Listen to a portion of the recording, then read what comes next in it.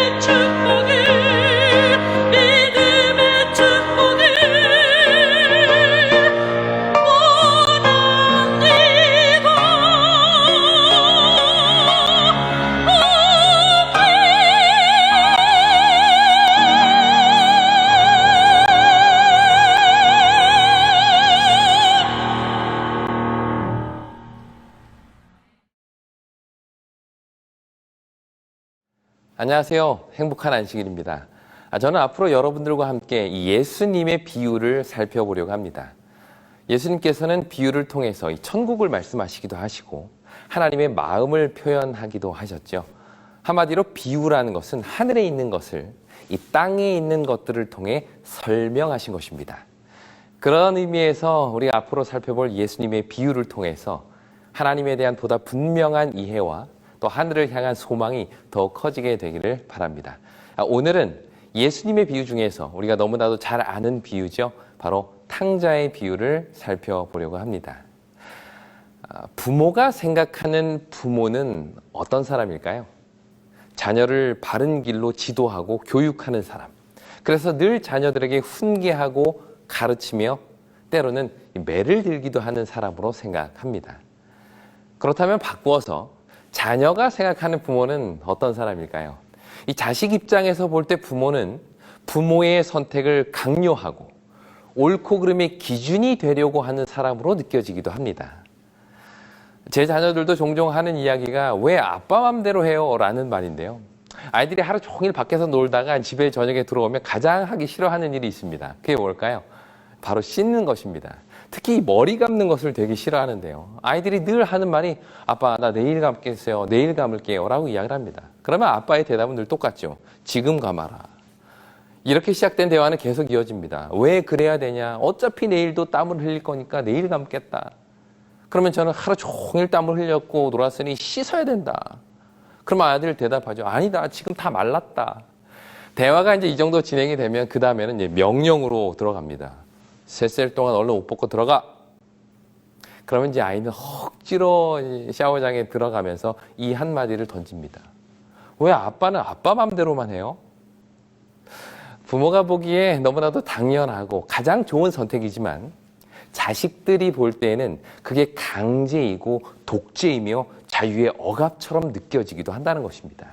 내 맘대로 하고 싶은데 왜 늘 아빠 맘대로만 하라는 건지 자식은 그게 잘 이해가 안 되는 것이죠.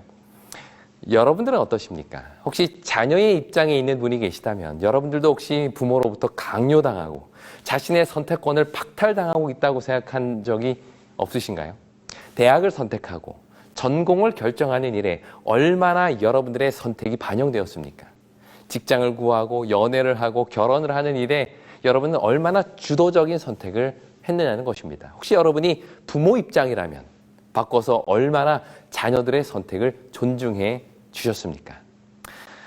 신앙도 마찬가지입니다. 우리 자녀들 중에 자발적으로 신앙하고 있는 사람이 몇이나 될까요?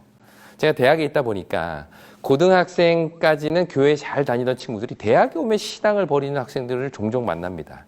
더군다나 집을 떠나서 이제 기숙사에 들어오면 얘가 교회를 가는지 마는지 뭐 성경을 읽는지 마는지 제육덮밥을 먹는지 마는지 부모가 알 길이 없죠.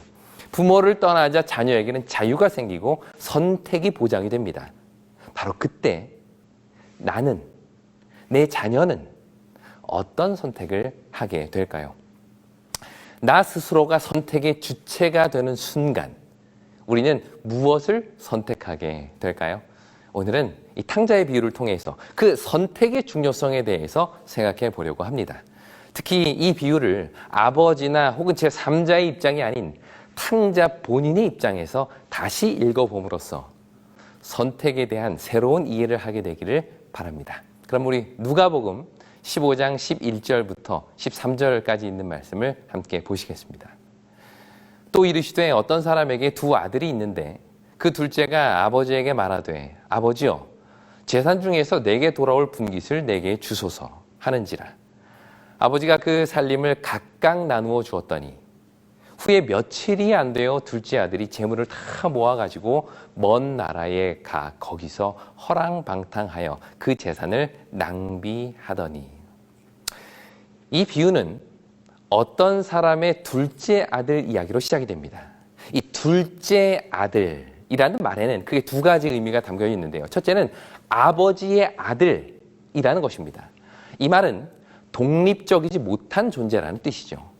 당시 가부장적인 당시의 이제 사회에서 아들은 언제나 아버지 밑에서 아버지의 선택과 아버지의 교훈에 따라서 살아가야 되는 존재. 그게 바로 아들입니다. 또한 여기서는 둘째 아들이라는 말을 통해서 형의 동생임을 이야기하고 있습니다. 이것은 주도적이지 못한 존재를 뜻합니다. 형은 아버지의 재산도 2배를 받고 특히 그 가정에서 제사장의 역할을 하는 존재가 이 첫째죠. 언제나 가족의 대표는 형입니다. 반면에 둘째는 그 어떤 주도권도 가질 수 없는 존재입니다. 이런 상황에서 평생을 살아왔던 그 둘째 아들, 그는 자기의 선택권을 갖기를 원했고 주도권을 얻기 원했던 것입니다. 그래서 그는 다음과 같이 아버지에게 요구하죠. 재산 중에서 내게 돌아올 분깃을 내게 주소서.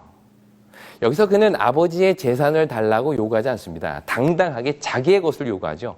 당연히 자신의 것이고 자기 마음대로 사용할 수 있는 권리를 당당히 주장한 것입니다.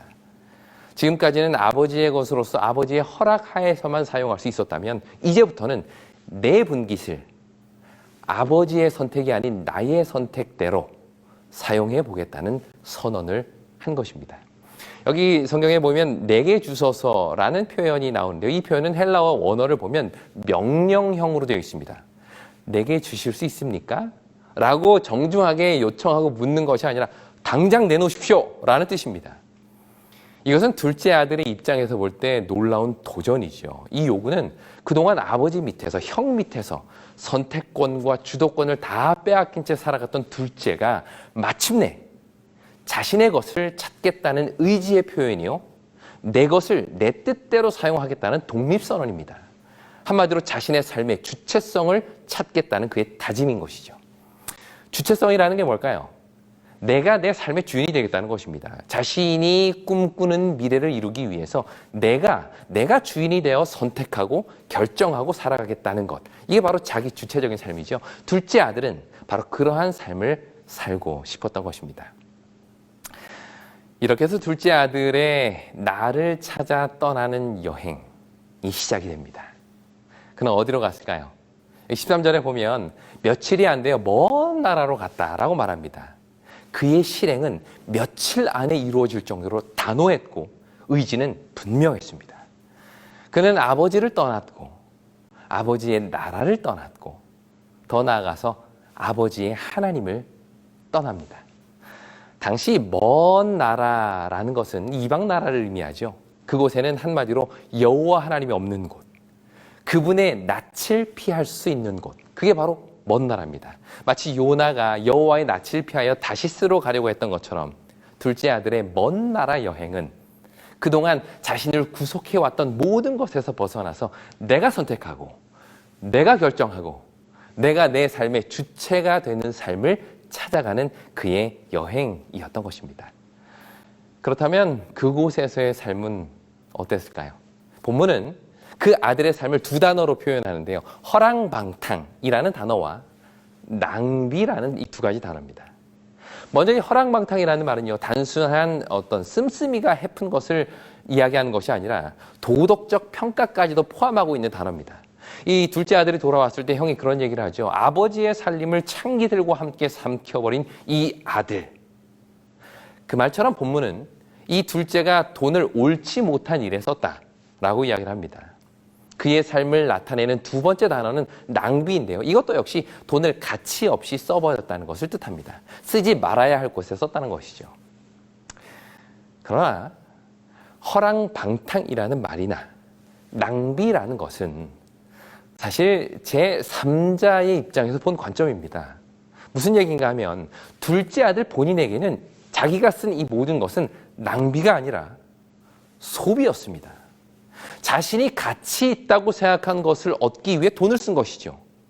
사실 우리도 마찬가지지 않습니까? 우리가 철마다 옷을 사고 멀쩡한 핸드폰을 바꾸고 수백만 원짜리 가방을 들고 다니는 것은 제3자가 볼 때는 낭비처럼 보이지만 우리에게는 소비인 것처럼 둘째 아들의 삶은 타인이 보기에 허랑방탕하고 낭비적인 삶일지는 몰라도 본인에게는 자신이 주체가 되어 선택한 소비인 것입니다.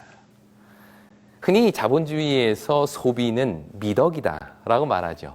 이 사회가 돌아가게 만드는 가장 큰 원동력이 바로 소비입니다. 그래서 공장은 끊임없이 물건을 만들어내고 사람들은 계속해서 그것들을 소비합니다. 곧 쓰레기가 될 것을 알면서도 우리는 계속해서 소비를 하죠. 필요에 의한 소비가 아니라 과실을 위한 소비를 해 나갑니다. 그런 의미에서 결국 우리도 둘째 아들과 같이 소비를 통해서 뭔가 자아를 찾고자 하는 그러한 노력들을 하고 있지는 않은가요? 더 좋은 옷, 더 좋은 차, 더 좋은 집, 이런 소비가 마치 진정한 나의 모습을 대변해 주는 것처럼 우리는 소비를 통해서 자아가 실현되고 있음을 느끼게 됩니다. 오늘날 사람들이 자신의 자유를 억압하는 가장 큰 걸림돌을 무엇이라고 생각할까요? 내가 하고 싶고, 내가 먹고 싶고, 내가 사고 싶은 이 모든 욕망들을 못하도록 억압하는 가장 큰 걸림돌. 그렇죠. 그것은 돈입니다. 과거에는 자유를 억압하는 대상이 국가고, 국가의 지도자라고 생각을 했죠. 그래서 그들은 자유를 얻기 위해서 국가를 상대로 싸웠고, 부패한 지도자와 싸웠습니다. 하지만 오늘날 우리는 그런 자유에는 큰 관심이 없습니다. 단지 관심이 있는 것은 내가 갖고 싶은 핸드폰이 얼마인지, 이번 휴가에 여행을 가려면 얼마를 모아야 하는지에 관심이 있죠. 내가 하고 싶고 사고 싶고 먹고 싶은 것들을 내 맘대로 할 수 있을 때 우리는 그것을 자유라고 생각을 합니다. 그렇다면 그 자유를 얻기 위해 사람들은 어떤 노력을 할까요? 돈을 법니다. 자본주의 사회에서 돈이 있어야 자유롭고 돈이 없으면 자유가 없습니다. 그래서 사람들은 자유를 누리기 위해 돈을 모으는 것이죠. 이것이 본문에서 말하는 둘째 아들의 삶이었습니다. 그는 자유를 원했습니다. 아버지의 간섭으로부터, 아버지의 하나님으로부터 벗어나 자유롭게 살고 싶었죠. 그가 선택한 먼 나라라는 곳은 바로 그 자유를 누릴 수 있는 곳이었고, 그가 누린 자유는 소비하는 것을 통해서 이루어집니다. 내가 쓰고 싶고 먹고 싶은 대로 살고 싶은 대로 다 사는 그 삶을 통해서 아마도 그는 진정한 자유를 누렸을지 모르겠습니다. 그런데 성경은 그러한 삶에 위기가 닥쳤다라고 이야기를 합니다. 14절 말씀입니다. 다 없앤 후 그 나라에 크게 흉년이 들어 그가 비로소 궁핍한지라. 방금 설명했듯이 둘째 아들은 소비를 통해서 자유를 누렸습니다. 어쩌면 그는 자신의 것을 본인이 원하는 방식대로 다 소비했기에 나는 후회 없는 삶을 살았다라고 생각할 수도 있습니다. 나는 충분히 세상을 즐겼다. 나는 내 삶에 만족한다 라고 말이죠. 그런데 문제는 그의 재산은 다 끝났는데 그의 삶은 아직 끝나지 않았다는 것입니다. 소비를 통해서 자아를 실현하고 내 삶의 주체성을 찾으려고 노력했던 그 둘째 아들은 더 이상 소비할 것이 없어지자 주체성도 잃어버리고 맙니다. 소비를 통해서 나를 찾으려고 했던 자들은 가진 것이 없어지는 순간 자신의 주체성도 사라지게 되는 것이죠. 또한 본문은 그 나라에 크게 흉년이 들었다라고 말합니다. 여기서 말하는 그 나라는 어떤 나라일까요? 나로 하여금 주체적 삶을 살게 해주는 나라, 내가 나답게 살 수 있게 해주는 나라, 내가 선택하고 내가 원하는 길을 가고 내가 소비하고 싶은 것을 소비할 수 있는 나라, 아들이 늘 동경하고 꿈꿔왔던 바로 그 나라였습니다. 이 나라는 오늘날 우리에게는 자신을 실현할 수 있는 어떤 대학일 수도 있겠고요, 어떤 직장일 수도 있고 경제적인 풍요로움일 수도 있겠습니다. 또한 이 나라는 내가 추구하는 가치관일 수도 있고요, 내 삶을 이끄는 철학일 수도 있겠죠. 마치 거기에 가면 내가 하고 싶고 내가 원하는 삶을 살 수 있는 것 같은 막연한 기대를 주는 바로 그런 곳입니다. 그런데 성경은 바로 그 나라에 흉년이 들었다라고 이야기를 합니다. 주체적인 소비를 통해서 나를 발견하고 더 이상 아버지의 교훈과 하나님의 율법이 통용되지 않는 곳에서 내가 원하고 내가 선택한 방식대로 삶을 살 수 있었던 그곳에서 그는 비로소 궁핍함을 겪게 됩니다.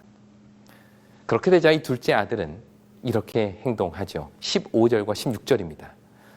가서 그 나라 백성 중 한 사람에게 붙여 사니 그가 그를 들로 보내어 돼지를 치게 하였는데 그가 돼지 먹는 쥐염 열매로 배를 채우고자 하되 주는 자가 없는지라.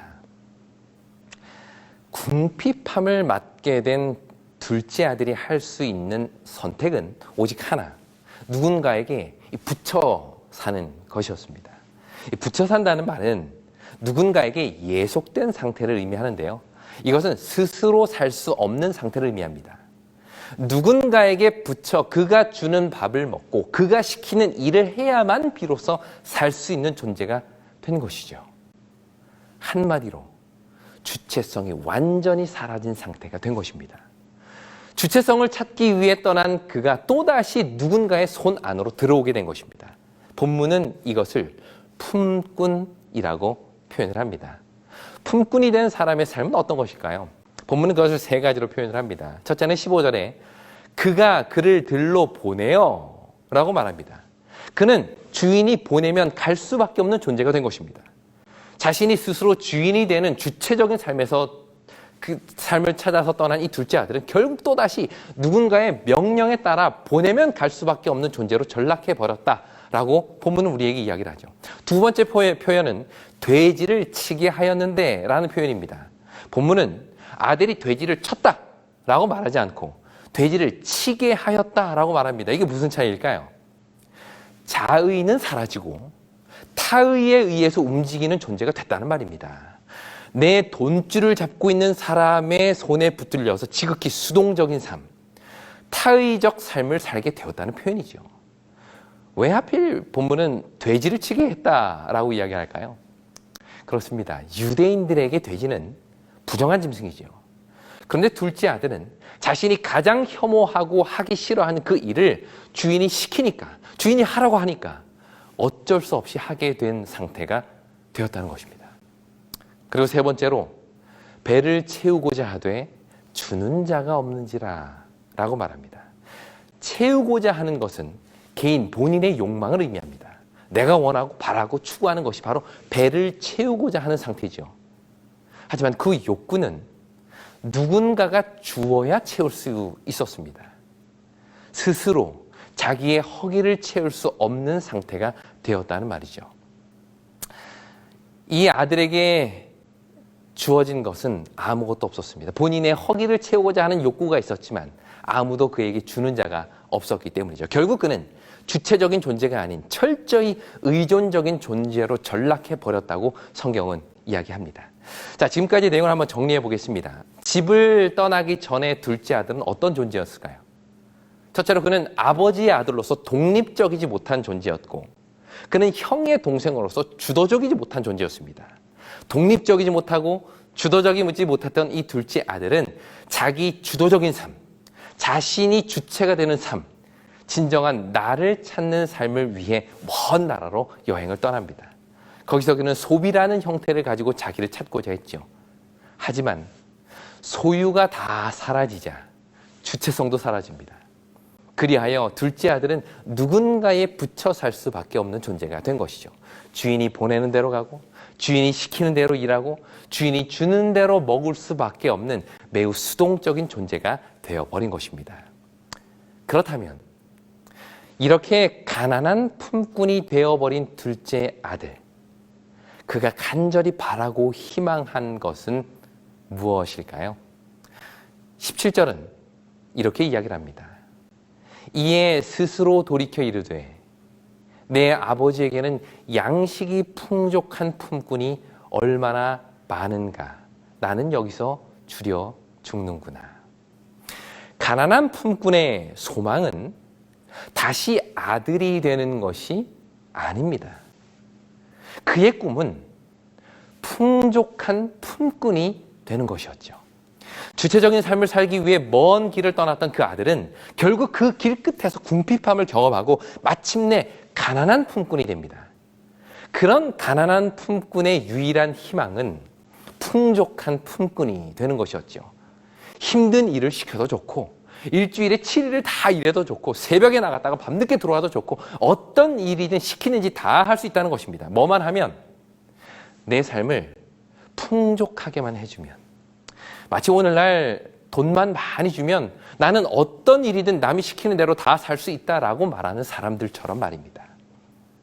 이렇게 가난한 품꾼에서 풍족한 품꾼을 꿈꾸었던 둘째 아들은 마침내 아버지에게 돌아가 자신의 희망사항을 이렇게 이야기를 합니다. 18절과 19절입니다. 내가 일어나 아버지께 가서 이르기를 아버지, 내가 하늘과 아버지께 죄를 지었사오니 지금부터는 아버지의 아들이라 일컬음을 감당치 못하겠나이다. 나를 품꾼의 하나로 보소서 하리라 하고, 다시 아버지에게로 돌아온 그는 아들이 되는 것은 꿈도 못 꿉니다. 꿈이 있다면, 그가 꿀 수 있는 꿈이 있다면 풍족한 품꾼, 잘 먹고 잘 살 수 있는 품꾼이 되는 것, 그 품꾼이 되게 해달라는 것이 그의 꿈이었죠. 그러나 이에 대한 아버지의 반응은 달랐습니다. 22절입니다. 아버지는 종들에게 이르되 제일 좋은 옷을 내어다가 입히고 손에 가락지를 끼우고 발에 신을 신기라. 본문은 지금 무엇을 말해주고 있는 걸까요? 돌아온 아들에게 제일 좋은 옷을 입히고 손에 가락지를 끼우고 발에 신을 신기는 이 아버지는 지금 이 아들에게 무엇을 보여주는 걸까요? 아버지는 지금 이 행동을 통해서 이렇게 외치는 것입니다. 너는 품꾼이 아니라 내 아들이다. 너희의 삶은 더 이상 풍족한 품꾼이 되는 것이 아니라 다시 내 아들이 되는 것, 다시 아버지의 아들이 되는 것이다 라고 말이죠. 이것이 다시 돌아온 둘째 아들을 향한 아버지의 외침인 것입니다. 이것은 오늘 우리에게 무엇을 보여주고 있는 걸까요? 둘째 아들에게 있어서 아버지라는 존재가 어쩌면 우리에게는 하나님이라는 존재가 아닐까요? 하나님과 함께 사는 삶은 내가 하고 싶은 것도 못하고 내 자유도 사라지고 오직 하나님이 원하는 대로, 하나님이 명하신 대로 복종하면서 살아가야 되는 그런 삶이 아닙니까? 그래서 그 삶이 답답하고 벗어나고 싶지는 않으신가요? 그래서 결국 둘째 아들이 아버지도 없고 아버지의 하나님도 없는 그 먼 나라로 떠났던 것처럼 우리도 역시 내가 내 삶의 주인이 되어 주도적인 삶을 살 수 있는 먼 나라로 걸음을 옮기고 있지는 않으신가요? 그런데 본문은 그렇게 떠난 먼 나라에 흉년이 들고 나를 주체적인 존재로 만든 모든 소유가 다 사라져버렸다고 이야기를 합니다. 결국 스스로 선택하며 사는 삶을 꿈꾸었던 둘째 아들은 그 먼 나라에서 오히려 품꾼이 되어버린 것이죠. 그것도 가난한 품꾼 말입니다. 또다시 주인이 시키는 대로, 주인이 원하는 대로 살 수밖에 없는 그런 존재가 되어버린 것이죠. 이런 상황에서 둘째 아들이 할 수 있는 선택은 두 가지. 계속 먼 나라에서 줄여 죽는 품꾼으로 살든지 아니면 스스로 돌이켜 아버지께로 돌아가든지. 본문의 둘째 아들은 다행히도 후자를 선택합니다. 이렇게 해서 다시 아버지께로 돌아온 둘째 아들은 결국 제자리죠. 아버지를 떠났다가 다시 돌아왔습니다. 이렇게 제자리처럼 보이지만 그러나 한 가지 달라진 점이 있습니다. 그게 뭘까요? 아버지를 떠나기 전의 아들과 떠난 이후에 다시 돌아온 아들의 차이점이 한 가지가 있습니다. 떠나기 전의 아들에게는 없었고 다시 돌아온 아들에게만 있는 것. 그게 뭘까요? 17절을 제가 읽겠습니다. 이에 스스로 돌이켜 이르되 내 아버지에게는 양식이 풍족한 품꾼이 얼마나 많은가. 나는 여기서 줄여 죽는구나. 예전에 아버지와 함께 있던 둘째 아들은 자신이 아버지와 함께 있겠다고 선택한 적이 없습니다. 그 선택은 이미 태어나면서부터 그에게 주어졌죠. 하지만 지금은 다릅니다. 아버지께로 다시 돌아온 그 아들은 스스로 돌이킨 아들입니다. 다시 말해 자신이 아버지에게 가기로 주도적인 선택을 한 것이죠. 예전에는 억지로 어쩔 수 없이 아버지와 함께 있었다면 이제는 내가 좋아서, 내가 원해서, 내가 선택해서 아버지와 함께 있게 된 것입니다. 겉으로 볼 때는 처음이나 지금이나 똑같이 아버지와 함께 있는 것 같지만, 그래서 제자리 걸음한 것 같지만, 이전의 아들과 지금의 아들은 전혀 다른 존재입니다. 왜냐하면 다시 돌아온 아들에게는 바로 선택이 있었기 때문이죠. 제가 아는 한 분의 이야기입니다. 이분은 흔히 말하는 PK, 목회자 자녀였습니다. 그러다 보니 그는 태어나면서부터 신앙을 갖게 됐죠. 선택한 것이 아니라 주어진 것이었습니다. 어릴 때야 부모가 하라는 대로 하고 가자는 대로 가고 기억절도 줄줄 외우고 설교대회 나가면 늘 1등이었습니다. 그런데 점점 자라면서 이 신앙이 답답함을 느끼게 됩니다.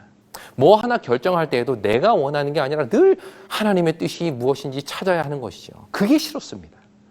대학을 결정할 때에도 내가 하고 싶은 것은 따로 있는데 부모님은 억지로 자기가 가고 싶은 대학이 아닌 다른 대학, 자기가 가고 싶은 과가 아닌 다른 학과로 억지로 들어가게 된 것이죠. 어쩔 수 없이 그 학과에 들어가서 억지로 4년을 공부합니다. 공부도 사실은 안 하고 교회도 안 가고 내가 하고 싶은 대로 내 삶의 주인이 되는 삶을 살기 시작하게 되죠. 그렇게 직장을 구하고 결혼을 하고 부모로부터 완전히 독립하게 됩니다. 그런 삶을 산 지 20년. 마침내 그는 그의 삶에서 궁핍함을 느끼기 시작합니다. 사실 그때가 처음은 아니었죠. 내가 선택한 삶을 살면서도 순간순간 공허함과 허무함을 느꼈지만 무시하고 덮어두었습니다. 이게 내가 원하는 삶이라고 스스로를 위로하면서 말이죠. 그런데 어느 순간 더 이상 그 궁핍함을 견딜 수 없는 상황에 이르게 됩니다. 그는 그때 비로소 스스로 선택하여 교회 주소록을 찾기 시작합니다. 그리고는 어느 안식일에 집과 가장 가까운 교회를 찾게 되죠. 처음 오는 교회지만 그 모든 것이 낯설지 않게 느껴지는 이유는 뭘까요? 그는 거기서 지금까지 자신을 기다리고 계신 아버지 하나님을 만나게 되었다라고 고백을 합니다. 그는 비로소 스스로 선택한 아버지와의 삶을 시작하게 된 것이죠. 이 모습이 얼마든지 우리의 이야기가 될 수 있습니다. 우리는 둘째 아들이 걸었던 이 길 중에 어디쯤에 서 계신가요? 오늘 말씀을 마무리하면서 그가 걸었던 길을 한번 요약해 보도록 하겠습니다. 첫째는 자신의 선택이 없이 억지로 아버지와 함께한 단계입니다. 어떤 분은 모태신앙으로 태어나서 습관적으로 신앙을 하긴 하지만 그 속에 기쁨도 없고 만족도 없고 감사도 없는 신앙을 하고 계시진 않으십니까? 1단계입니다. 그 다음 단계는 자신의 선택으로 아버지를 떠나 허랑방탕하게 사는 단계입니다. 신앙 안에서 사는 것이 답답하고 숨막혀서 하나님을 떠나 내가 원하는 대로, 내가 하고 싶은 대로 마음껏 소비를 누리며 사는 사람들도 있을 것입니다. 바로 이 두 번째 단계에 계신 분이시겠죠. 세 번째 단계는 허랑방탕한 삶을 산 이후에 비로소 궁핍함을 경험한 단계입니다. 그렇게 살다 보니, 그렇게 소비를 통해서 내가 뭔가 나를 채워보려고 하니 뭔가 채워지고 행복하고 삶이 즐거울 줄 알았는데 점점 더 공허하고 무의미함을 느끼고 있는 분들도 계실지 모르겠습니다. 삶의 궁핍함을 경험하는 단계, 바로 이 세 번째 단계입니다. 그리고 마지막 네 번째는요, 스스로 돌이켜 스스로 선택하여 아버지께로 돌아오는 단계입니다. 이러한 궁핍함을 도저히 스스로 해결할 수 없어서 이 시간 다시 하나님 앞에 통회하는 마음으로 나와 계신 분들이 계시겠죠. 나 같은 사람도 받아주실까라는 두려운 마음으로 낯설고 어색하지만 다시 아버지께로 돌아온 그 사람들, 바로 네 번째 단계입니다. 물론 우리가 다 둘째 아들처럼 먼 나라로 떠나는 것은 아닙니다. 오히려 이것은 어떤 의미에서는 용기 있는 자들의 선택이죠. 보다 많은 사람들은 아버지와 함께 있으면서 그 마음으로 늘 먼 나라를 동경하면서 삽니다. 사실 이게 누구 이야기일까요? 맞습니다. 바로 맏아들의 이야기입니다.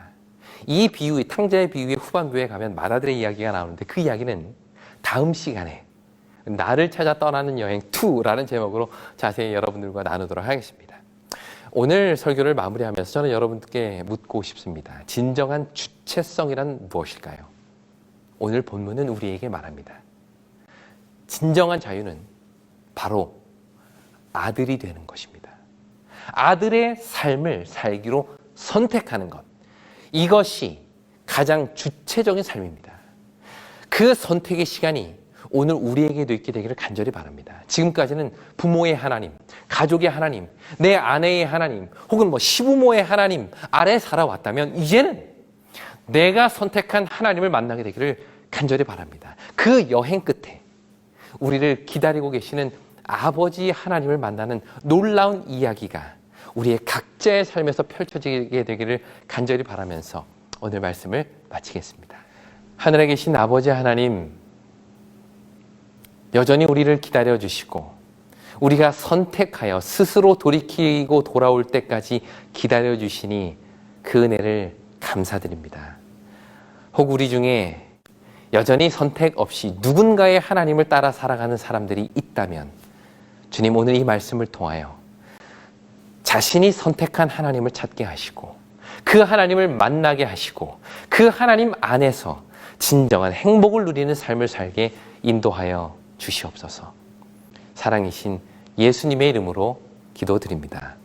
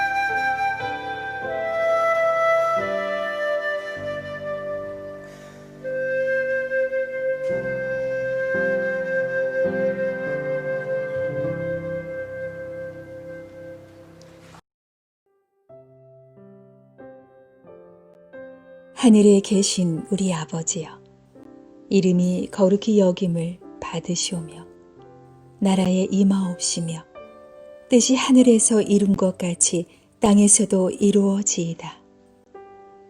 오늘날 우리에게 일용할 양식을 주옵시고 우리가 우리에게 죄 지은 자를 사하여 준 것 같이 우리 죄를 사하여 주옵시고 우리를 시험에 들게 하지 마옵시고 다만 악에서 구하옵소서.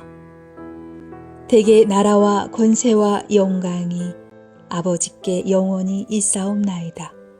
아멘.